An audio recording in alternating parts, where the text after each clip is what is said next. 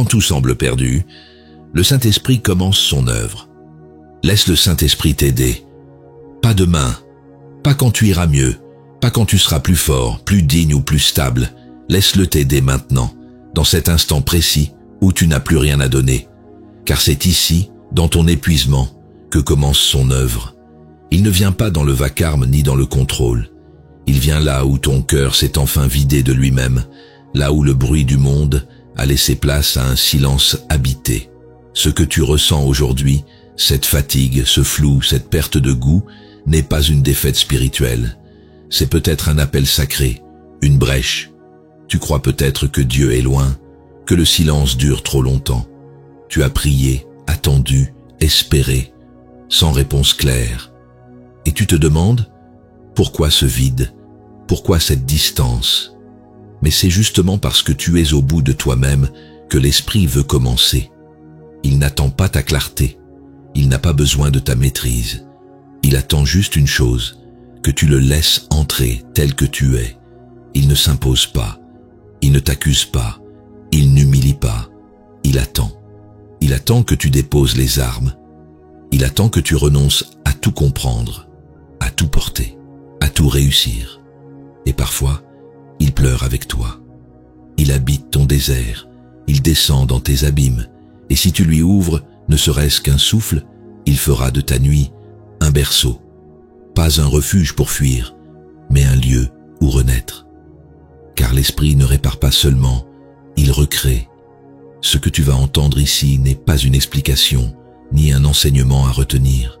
C'est une visitation, une présence discrète, mais réelle. Un murmure sacré qui te rappellera que tu n'as jamais été seul, même quand tout semblait perdu. Et si tu restes jusqu'au bout, quelque chose en toi va se détendre, se redresser, s'embraser peut-être. Tu ne comprendras pas tout, et ce ne sera pas nécessaire, car tu sentiras que l'Esprit a touché un endroit en toi que rien ni personne ne pouvait atteindre. Pas à cause de moi, à cause de lui. Alors laisse tomber tes résistances, laisse le Saint-Esprit t'aider, laisse-le te relever, non pas à ta manière, mais à la sienne, celle qui console sans expliquer, qui éclaire sans bruit, qui ressuscite sans prévenir. Laisse-le faire en toi ce que même la prière n'osait plus demander. Il n'a pas besoin que tu comprennes, il a besoin que tu t'ouvres. Et si ton cœur a senti ce frisson, ne t'éloigne pas. Abonne-toi à notre chaîne, La Sagesse Chrétienne. Laisse-nous un like, comme on dépose une prière silencieuse. Commente si tu veux mettre des mots sur ce que tu ressens. Et partage ce message à celui qui ne sait plus comment demander de l'aide. Parfois, une seule parole suffit à faire revenir la lumière. Commençons par le premier souffle. Le silence de Dieu est habité par l'Esprit. Il y a des silences qui pèsent plus que 1000 paroles. Ce n'est pas seulement le silence du monde autour de toi, c'est celui de Dieu que tu ressens. Ce silence qui s'installe dans ta prière, dans ton espérance, dans ton besoin de réconfort. Ce silence qui ne dit rien, mais qui semble tout dire. Tu parles, tu cries, tu t'agenouilles, et rien ne répond. Le ciel semble muet. Et pourtant, c'est dans ce silence-là que l'Esprit Saint agit le plus profondément. Tu as peut-être cru que Dieu t'avait oublié, ou qu'il te punissait, ou qu'il te mettait à l'épreuve. Mais la vérité est plus subtile, plus douce, plus bouleversante. Dieu se tait parfois, non parce qu'il est loin, mais parce qu'il est là, autrement. Et l'Esprit, dans ce silence, n'a pas cessé une seule seconde d'habiter ton souffle, ton cœur, ton histoire. Il ne crie pas, il ne brusque pas, il mûrit en toi un fruit invisible. Souviens-toi de Jésus, dans le jardin de Gethsémani. Il a prié son Père avec des larmes de sang, et le ciel est resté silencieux. Pas un mot, pas un ange pour parler. Et pourtant, c'est là que l'Esprit le fortifie. Évangile de Luc chapitre 22, verset 43. Ce silence était plein, chargé, préparateur. Le Saint-Esprit ne nous abandonne jamais dans le silence. Il y travaille le cœur, comme on travaille la terre en hiver. Le silence, tu vois, n'est pas l'absence de Dieu. C'est parfois sa forme la plus pure, parce qu'il nous vide de nos illusions, de nos habitudes, de notre agitation. Et c'est dans ce vide douloureux mais vrai que le Saint-Esprit peut enfin souffler librement, non pas avec des réponses, mais avec sa présence nue. Et souvent, ce silence devient un lieu de transformation plus puissant que 1000 prédications. Car l'Esprit lui-même intercède pour nous par des soupirs inexprimables. Lettre aux Romains chapitre 8, verset 26. Même quand tu ne sais plus quoi dire, même quand ton cœur est sec, l'Esprit prie en toi. Ce que tu vis en silence, il le connaît. Et il en fait un dialogue secret avec le Père. Un cri sans voix, mais porté jusqu'au ciel. Tu n'as jamais été seul. Ce chapitre ne te promet pas que le silence s'arrêtera tout de suite, mais il t'offre un regard nouveau. Et si ce silence était habité? Et s'il était le creux dans lequel Dieu façonne ta profondeur? Et si l'absence que tu ressens était en fait la tendresse silencieuse de l'Esprit qui te porte plus loin que tes sens? Alors, reste là, ne fuis pas, ne comble pas, ne remplis pas à tout prix. Laisse ce silence devenir ton sanctuaire, car là où tu croyais que Dieu s'était tu, il est peut-être en train de tout reconstruire, en secret, en douceur, en vérité. Passons maintenant au deuxième souffle. L'Esprit restaure là où la trahison déchire. Il y a des blessures que le temps ne guérit pas, des plaies intérieures, profondes, silencieuses, qui ne saignent plus mais qui brûlent encore. Et parmi elles, il y a la trahison. Ce moment où quelqu'un que tu aimais, que tu croyais fidèle, t'a tourné le dos, brisé la confiance, laissé seul. Ce n'est pas seulement la douleur de l'abandon, c'est l'ébranlement de ton identité. Et dans cette brèche, l'âme chancelle. Même Jésus a connu cela. Dans la nuit la plus sombre, l'un des siens s'est approché, non pas avec une épée, mais avec un baiser. Et ce baiser, qui aurait dû être un geste d'amitié, est devenu le signe de sa condamnation. Évangile de Matthieu chapitre 26 verset 48. Judas, l'ami, le disciple, l'intime, est devenu l'instrument de la blessure. Il n'a pas crié, il n'a pas haï, il a trahi en silence, comme bien des blessures que tu portes, toi aussi. Mais ce qui bouleverse, c'est la réaction de Jésus. Il ne fuit pas, il ne condamne pas, il regarde, il nomme, il reste. Et l'Esprit, invisible, est là, présent dans cette tension, non pour effacer la blessure, mais pour empêcher qu'elle devienne poison. Car c'est cela le pouvoir de l'Esprit. Il ne nie pas la trahison, mais il empêche qu'elle te définisse. Tu vois, l'Esprit Saint ne t'épargne pas toujours la souffrance, mais il transforme la fracture en passage. Il prend le cri de ton cœur et en fait un lieu de rencontre. Il entre là où la douleur a fermé toutes les portes, et il y installe sa présence. Une présence qui ne s'explique pas, mais qui console. Une paix qui ne justifie pas ce que tu as subi, mais qui t'empêche d'en mourir intérieurement. Il est écrit que Jésus ne rendait point d'injures quand on l'injuriait, et ne faisait point de menaces quand il souffrait, mais s'en remettait à celui qui juge justement. Première lettre de Pierre chapitre 2, verset 23. L'Esprit, c'est cette force intérieure qui te permet de ne pas répondre à la haine par la haine. C'est lui qui t'apprend, à travers les larmes, à pardonner sans t'effacer, à guérir sans nier, à avancer sans te trahir toi-même. Ce chapitre ne te demande pas d'oublier, il ne te pousse pas à faire semblant. Il te tend simplement la main pour te dire « Tu n'es pas seul dans ta blessure. L'Esprit a vu ce qu'on t'a fait. Il a entendu ce que tu n'as jamais osé dire. Et maintenant, il veut t'aider à retrouver ta voix. Laisse-le poser sa paix sur cette trahison. Laisse-le rouvrir ce que tu croyais définitivement fermé. Laisse le Saint-Esprit t'aider à redevenir vivant, là où tu ne faisais que survivre. » Continuons avec le troisième souffle. L'Esprit te soutient sous le poids de la croix. Il y a des jours où tu n'as plus la force de porter ce qui t'incombe. Pas parce que tu manques de foi, mais parce que tout pèse trop lourd. Les responsabilités, les douleurs anciennes, les combats quotidiens. Tu avances, mais chaque pas est un effort. Tu ne portes pas une croix en bois, mais tu sens bien qu'il y a un poids sur ton cœur que personne ne voit, que personne ne comprend vraiment. Ce que tu vis, Jésus l'a traversé. Il n'a pas seulement porté la croix comme un objet de supplice, il a porté l'abandon, le rejet, l'épuisement, l'injustice. Et alors que son corps saignait et chancelle, le Saint-Esprit, en silence, ne l'a pas quitté. C'est ce même esprit qui avait conduit Jésus au désert, Évangile de Matthieu chapitre 4 verset 1, qui maintenant le soutenait dans la montée du Golgotha, même si personne ne voyait cette force invisible.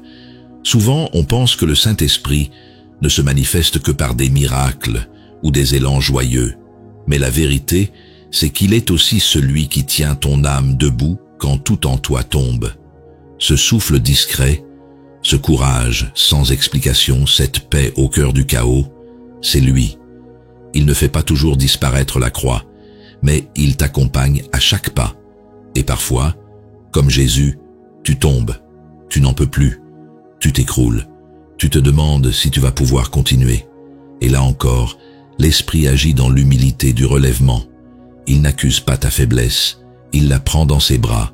Il te donne, comme à Jésus, un Simon de Cyrène inattendu, un secours discret, une main fraternelle, un signe que tu n'es pas seul. Il a porté lui-même nos péchés en son corps sur le bois, afin que, morts au péché, nous vivions pour la justice. C'est par ces meurtrissures que vous avez été guéris. Première lettre de Pierre, chapitre 2, verset 24. Sous le poids de la croix, ce n'est pas l'amour qui a cédé, c'est le monde qui a vacillé. Alors oui, tu portes une croix, mais tu ne la portes pas seule, et tu ne la porteras jamais sans qu'un souffle divin vienne te soutenir, t'équilibrer, t'encourager intérieurement. Le Saint-Esprit n'attend pas que tu sois fort pour t'aider. Il est déjà là, dans chaque pas fatigué que tu fais vers la lumière. Laisse-toi porter, même si ce n'est qu'un instant.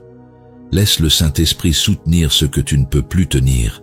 Il ne te reprochera jamais de faiblir. Il te rappellera simplement que l'amour véritable, celui de Dieu, ne s'effondre pas sous le poids de la douleur. Il se donne. Approchons-nous du quatrième souffle. Le sang versé devient offrande entre ses mains. Il y a dans certaines souffrances une forme de violence qui dépasse l'entendement. Pas seulement physique, mais existentielle. Une atteinte à ta dignité, à ta vérité, à ton espérance. Quand on te réduit, quand on t'humilie, quand on t'arrache quelque chose d'essentiel, ce n'est pas seulement ton corps ou ta vie qui sont touchés, c'est ton identité même. Jésus n'a pas seulement été condamné, il a été frappé, exposé, moqué, dépouillé. Le sang qu'il a versé n'était pas un détail du récit, c'était l'ultime dévoilement de l'amour en action. Et dans ce moment où tout semblait se perdre, le Saint-Esprit, invisible et présent, a recueilli ce sang comme une offrande, non pas comme un échec, mais comme une semence. Ce que les hommes ont infligé par cruauté, Dieu l'a retourné par miséricorde. Ce sang, aux yeux du monde, n'était que la marque de la défaite. Mais dans les mains du Père, il est devenu le sceau d'une alliance éternelle. L'Esprit, souffle vivant du Fils, a porté ce sacrifice jusqu'au ciel, comme une prière silencieuse qui libère l'humanité tout entière. Tu as toi aussi versé du sang peut-être, pas toujours au sens propre, mais tu as perdu des morceaux de toi. Tu as aimé et on t'a rejeté. Tu as donné et on t'a vidé. Tu as souffert et personne n'a vu. Mais ce que tu as perdu, le Saint-Esprit peut le recueillir, non pas pour l'effacer, mais pour le transfigurer, pour en faire une offrande vivante, un acte d'amour plus fort que la blessure. Il est écrit, Jésus-Christ s'est livré lui-même à Dieu pour nous, en offrande et en sacrifice, comme un parfum de bonne odeur. Lettre aux Éphésiens chapitre 5, verset 2. Ce que tu vis dans la douleur peut devenir, dans l'esprit, une prière qui monte, un parfum qui ne s'éteint pas, une force que personne ne soupçonnait. Et même si tu ne vois pas encore le fruit de cette offrande, sache ceci, aucune larme donnée dans l'amour ne sera perdue. Aucune plaie portée en silence ne sera oubliée. Le Saint-Esprit garde tout ce que tu as donné, même dans la souffrance, pour le transformer un jour en lumière. Peut-être pas comme tu l'imagines, mais mieux, plus haut, plus vrai. Alors, si tu as versé du sang, si tu as pleuré sans témoin, si tu t'es senti sacrifié, laisse l'Esprit recueillir cela. Ne garde pas cette douleur pour toi. Ne la laisse pas se refermer dans l'amertume. Offre-la, remets-la, abandonne-la et laisse le Saint-Esprit t'aider à en faire un lieu de fécondité. Recevons le 5e souffle. L'Esprit veille quand le tombeau semble scellé. Il y a des moments où tout semble terminé. Tu ne vois plus de solution, plus d'issue, plus de chemin. Quelque chose en toi est tombé et tu sens qu'il n'y a plus rien à faire. Plus de voix, plus de lumière. Comme un tombeau fermé, tu n'espères plus, tu ne pries plus vraiment. Tu existes, c'est tout. Ce sentiment, les disciples l'ont connu. Après la mort de Jésus, le sabbat est tombé sur eux comme un voile. Un jour sans bruit, un jour sans réponse, un jour où le corps de leur espérance était enfermé dans la pierre. Mais ce qu'ils ne savaient pas encore, c'est que pendant ce silence pesant, le Saint-Esprit veillait. Il ne dort pas, il ne recule pas devant la mort, il attend l'heure du relèvement. Ce silence du tombeau, c'est aussi le tien. Il ne dit rien, mais il parle fort. Il dit l'impuissance, il dit l'abandon, il dit la fin. Mais l'Esprit Saint ne prend pas peur du silence. Il habite même les lieux que tu crois vides. Il descend dans les profondeurs, il entre dans les lieux scellés, et il prépare, sans bruit, le miracle que personne n'attendait plus. Souviens-toi de ces femmes venues au matin avec leur parfum. Elles n'attendaient pas la vie. Elles venaient embaumer un cadavre. Elles étaient fidèles, mais résignées. Et pourtant, le tombeau était déjà ouvert. Évangile de Marc chapitre 16, verset 4. L'Esprit avait déjà agi. L'impossible avait déjà commencé. Vous êtes morts, et votre vie est cachée avec le Christ en Dieu. Lettre aux Colossiens chapitre 3, verset 3. Parfois, ta vie semble éteinte, mais elle est simplement cachée. Cachée dans un lieu invisible, mystérieux, où l'Esprit travaille en secret. Il n'y a pas toujours de signes, il n'y a pas toujours de sensations, mais il y a un souffle, discret, fidèle. Ce chapitre t'invite à ne pas conclure trop vite. Ce que tu crois mort n'est peut-être qu'endormi. Ce que tu crois perdu n'a peut-être pas encore parlé. L'Esprit Saint n'agit pas selon notre rythme, mais selon la plénitude du temps. Et quand tout semble figé, c'est peut-être là que tout commence. Alors si tu sens que tout est scellé, que plus rien ne répond, que ta foi même s'est refroidie, ne condamne pas trop vite ce silence. Laisse le Saint-Esprit habiter ton tombeau. Laisse-le veiller pendant que toi tu ne peux que rester là, immobile. Il fera son œuvre, lentement, entièrement, à sa manière. Élevons le 6e souffle. Le sabbat du silence est la chambre du miracle. Il existe une forme de paix étrange, presque inconfortable, celle qui vient après la tempête, mais avant la lumière. Ce n'est pas encore la délivrance, mais ce n'est plus le chaos. Ce moment suspendu, sans bruit, sans feu, sans réponse, c'est le sabbat du silence. Et dans ce creux, souvent, tu ne sais plus quoi penser. Tu ne ressens rien, tu n'espères plus grand-chose. Tu es juste là, attendant, ou peut-être même plus. Mais ce sabbat-là, celui qui a suivi la croix, n'a pas été vide. Il a été habité. Tandis que les disciples pleuraient, que les femmes préparaient les parfums, que le monde croyait l'affaire close, l'Esprit travaillait dans l'invisible. Car c'est dans les chambres les plus obscures que Dieu façonne ses plus grandes œuvres. Le sabbat, dans la tradition juive, est un jour de repos, de silence, de retrait. Mais dans le cœur de Dieu, ce n'est jamais un jour d'absence, c'est un jour d'attente féconde. C'est le seuil invisible entre ce qui meurt et ce qui renaît. Et c'est exactement là, dans cette tension, que l'Esprit Saint se déploie, non pas pour faire du bruit, mais pour préparer une résurrection. Il est dit, Le vent souffle où il veut, et tu entends sa voix, mais tu ne sais d'où il vient ni où il va. Il en est ainsi de tout homme né de l'Esprit. Évangile de Jean chapitre 3, verset 8. Le sabbat est ce moment mystérieux où le vent commence à se lever. Tu ne le vois pas encore, mais si tu tends l'oreille intérieure, tu sentiras que quelque chose se met en mouvement, lentement, saintement. Tu ne comprends peut-être pas ce qui se passe en toi en ce moment. Tu ne sais plus prier, tu ne sais plus formuler ce que tu veux, mais ton cœur, sans le savoir, est devenu une chambre close que Dieu habite.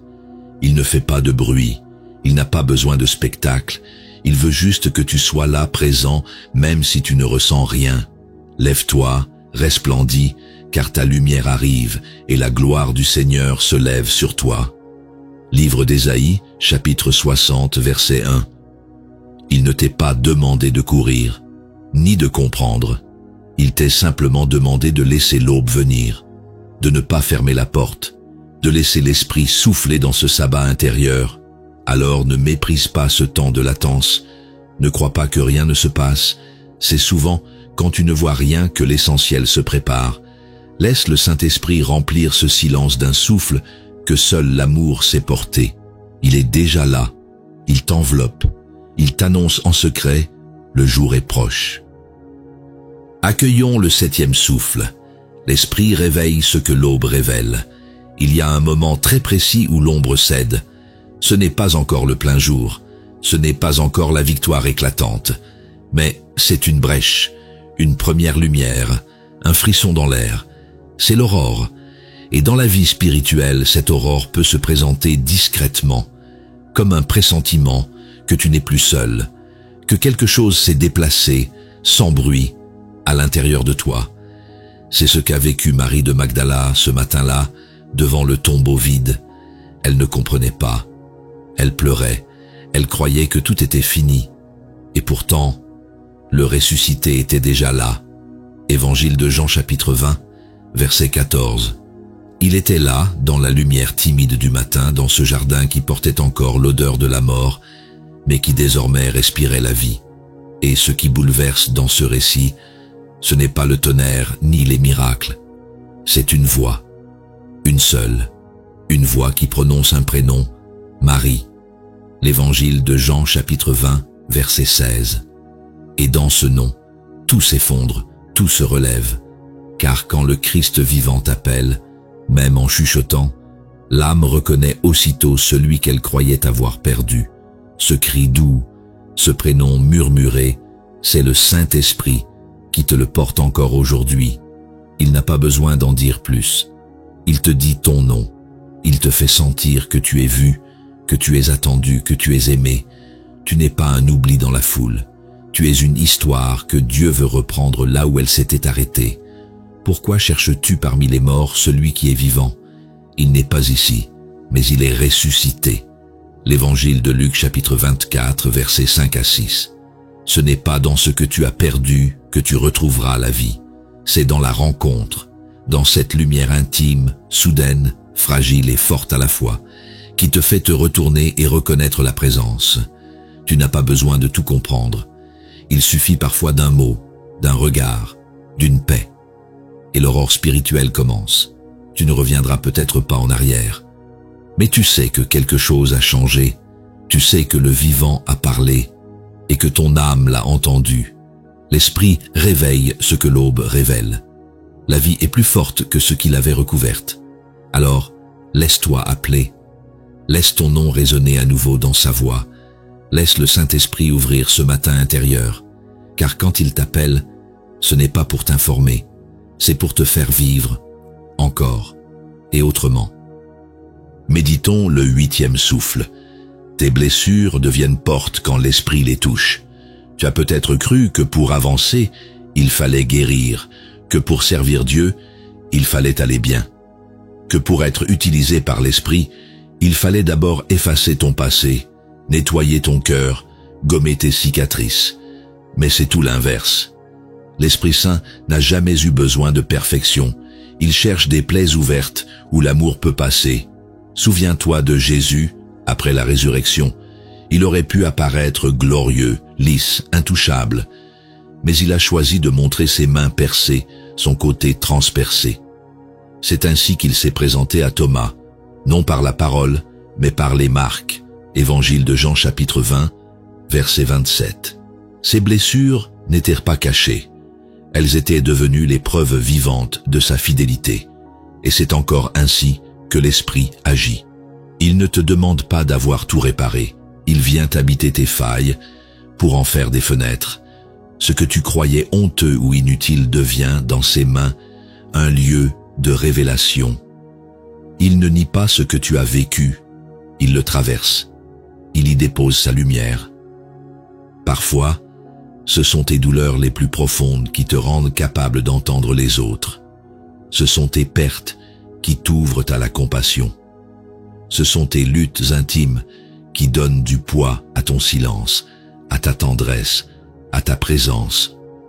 Ce que l'Esprit fait en toi ne supprime pas la trace de la blessure, mais la remplit de sens. C'est ainsi que la puissance de Christ repose sur moi. C'est pourquoi je me plais dans les faiblesses, car quand je suis faible, c'est alors que je suis fort. Deuxième lettre aux Corinthiens chapitre 12, versets 9 à 10. L'Esprit te rend capable de tenir debout, même brisé. Il te redresse de l'intérieur, sans forcément refermer toutes les plaies. Alors, au lieu de cacher tes blessures, tends-les, offre-les. Laisse le Saint-Esprit les toucher, les bénir, les traverser. Ce n'est pas la douleur qui te définit, mais ce qu'il en fait. Ce n'est pas ce que tu as subi qui dit qui tu es, mais ce que l'amour accomplit à travers toi. Tu n'as pas besoin d'un masque spirituel, tu as besoin de vérité.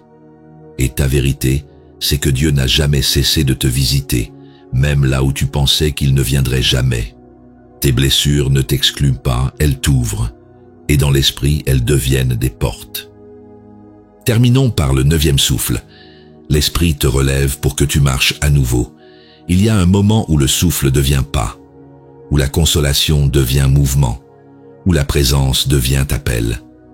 Tu as été touché, relevé, consolé peut-être, mais maintenant le Saint-Esprit te dit « Lève-toi, pas comme avant, pas pour courir ou prouver, mais pour marcher à nouveau, humblement, lentement, une vérité. » Jésus, après sa résurrection, ne reste pas au tombeau. Il ne demeure pas dans le silence du sabbat, il marche vers les siens. Et sur la route d'Emmaüs, il rejoint 2 disciples blessés, fatigués, perdus. Évangile de Luc chapitre 24, verset 15. Il ne les gronde pas. Il marche avec eux, il écoute, il parle. Et peu à peu, leur cœur se réchauffe et leurs jambes reprennent force. C'est exactement ce que fait l'Esprit. Il ne te pousse pas, il ne te force pas. Il marche avec toi, et en chemin, il fait renaître la mémoire, l'espérance, le courage. Il ne te demande pas de savoir où tu vas. Il te demande simplement de ne pas rester figé là où la douleur t'a arrêté. Lève-toi, même si tu trembles encore. Fais un pas, même si tu doutes. Marche, même si tu ne vois pas encore très loin. Car chaque pas que tu fais, c'est lui qui le rend possible. Ce n'est pas ta force qui te porte, c'est sa fidélité. Lève-toi, prends ton lit et marche. Évangile de Jean chapitre 5 verset 8. Ce n'est pas une injonction, c'est une bénédiction. Ton histoire n'est pas finie. Ta mission n'est pas éteinte. Ton souffle n'est pas perdu. Ce que l'Esprit a commencé en toi, il le mènera jusqu'au bout. Et même si le monde ne voit rien, même si tes pas sont hésitants, le ciel célèbre chaque mouvement que tu reprends. Tu n'es pas appelé à vivre figé dans la douleur, ni enfermé dans l'attente. Tu es appelé à marcher dans l'amour, à marcher dans la lumière, à marcher dans la confiance. Même blessé, même lentement, même à travers les larmes, parce que marcher, c'est déjà croire. Alors, laisse le Saint-Esprit te relever là où tu étais tombé, et laisse-le marcher avec toi jusqu'à ce que ta vie devienne elle-même une parole, une route, une espérance. Tu as entendu, tu as peut-être pleuré, tu as laissé tomber quelques murs intérieurs, et doucement, sans bruit, quelque chose s'est déplacé en toi. Ce n'est pas une émotion, ce n'est pas une idée, c'est plus profond. C'est la trace du Saint-Esprit, celle qu'il laisse toujours là où il est passé. Tu n'as pas vécu une leçon, tu n'as pas reçu un message, tu as accueilli un souffle qui a touché ton silence, traversé ta blessure, visité ta nuit et rouvert un espace que tu croyais scellé à jamais. Ce souffle-là n'est pas venu pour te distraire, il est venu pour te relever. Et maintenant, tout ne va pas mieux. Ce n'est pas magique, mais tu n'es plus le même. Quelque part en toi, tu sais que l'histoire continue, que Dieu n'a pas dit son dernier mot, que ta vie n'est pas suspendue dans le vide, mais soutenue par une présence qui ne te quitte pas. Le Saint-Esprit ne t'a pas demandé d'être prêt, il t'a simplement demandé de laisser faire, et tu l'as fait, à ta manière, à ton rythme, et c'est suffisant, c'est sacré, car le Dieu vivant ne cherche pas des héros, il cherche des cœurs ouverts, des âmes vraies, des oui fragiles, mais sincères. Alors maintenant, lève-toi, pas pour faire, pas pour prouver, mais pour marcher, même lentement, même blessé, car tu n'es pas resté au tombeau, tu es sorti, et tu portes avec toi, non pas une réponse, mais une paix, une lumière, une voix intérieure qui dira désormais, tu n'es pas seul, laisse le Saint-Esprit t'aider, encore. Et si ce message a mis des mots sur ce que tu vis, si tu as senti une présence que rien n'explique, alors ne garde pas cela pour toi. Abonne-toi à la sagesse chrétienne pour rester dans ce souffle. Laisse un like, comme on pose une main sur l'épaule. Commente si ton cœur a quelque chose à dire et partage cette parole avec celui qui ne sait plus marcher seul. Car parfois, une seule voix suffit à faire tomber la pierre et une seule prière suffit à réveiller la vie.